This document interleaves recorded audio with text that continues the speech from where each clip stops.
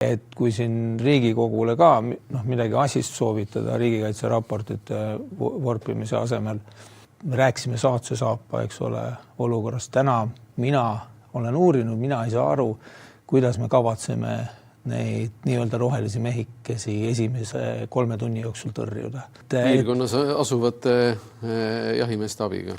Ja politsei eelistaks ja peakski saama kriisireservi kasutada ka ilma selleta, et kaitsevalmidust kõrgendatakse, sellepärast, et tõenäoliselt hübriidrünnakud tulevadki võib-olla, ütleme, mitte venelase välimusega relvastatud isikute poolt, kes tulevad Venemaalt. Ütleme niimoodi, et hübriidründe läbiviimine on esiteks odav ja teiseks ta on ootamatu. Ta ei eelda mingit nähtavat pikaajalist valmistumist, mida eeldab konventsionaalseks konfliktiks valmistumine. Ja pilk ikkagi tulevikku ja lähitulevikku, et me oleks valmis paremini. Et sellist tegevust tahaks sellelt riigikaitsekomisjonilt ka.